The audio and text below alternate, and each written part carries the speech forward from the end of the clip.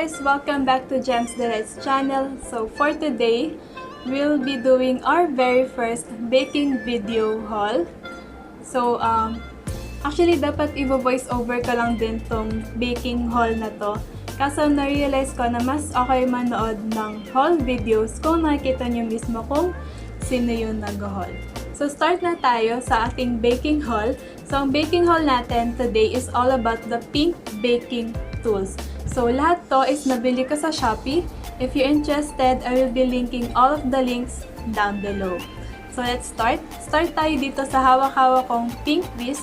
Actually, set siya. Baking tools pink. So, pink silicone kitchen utensil siya. So, 5 pieces. I bought this for 350 pesos.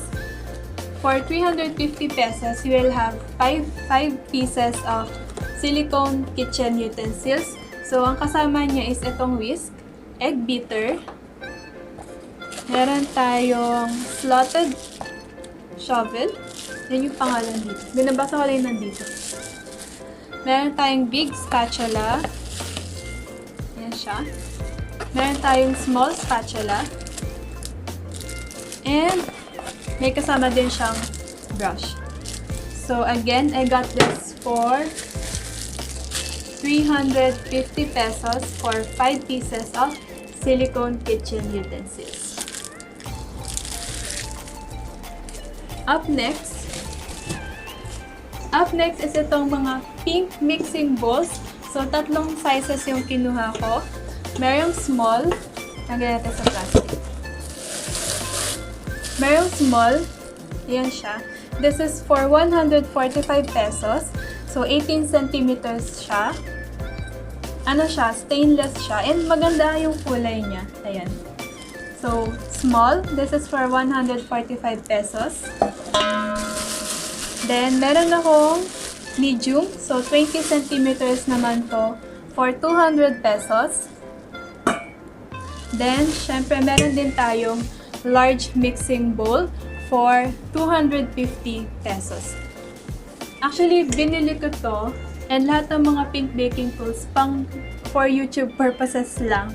Kasi, yun nga, nag-start na kasi ako mag-share ng mga recipes dito sa channel natin. And, parang maganda kung pare-pares or yung kulay ng mga ginagamit kong tools. Or, ang cute kasi tignan, pag lahat ng ginagamit kong tools is pink, which is my favorite color. Hindi naman halata sa outfit, sa background natin, di ba? So, yun. Pink mixing tools, small for 145 pesos, medium for 200 pesos, and large for 250 pesos.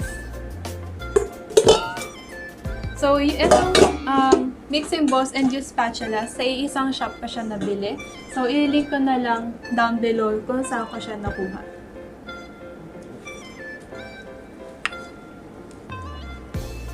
Next up is itong pink rolling pin. So, silicone siya. Nabili ko siya for 150 pesos. So, naka-sale siya nung binili ko. Yung original price niya is 250 pesos. Pero nabili ko lang siya for 150 pesos. So, pink baking spatula. Ayan siya. So, silicone siya, guys. Next up is itong pink offset spatulas. So, 3 pieces siya for 150 pesos. So, for me, mura na siya kasi sa baking store na napuntahan ko, parang nasa 250 siya or 300 plus. So, ito, nabili ko lang for 150 pesos. So, yan. Perfect pang ice ng mga cakes natin. So, merong angled, merong flat, tsaka meron to. Hindi ko alam kung anong tawag dito sa spatula na to. Pero ito yung alam ko, yung flat, tsaka yung angled. Kasi ito yung madalas kong ginagamit. Yan. So, offset spatulas for 150 pesos.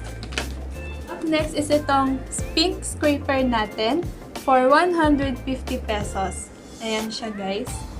Then, hindi ko lang nakikita nyo, pero may mga centimeters dito sa gilid ng scrapers.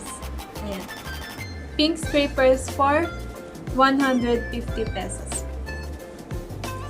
And last but not the least is itong measuring cups and spoons for 100 pesos. So, buksan natin.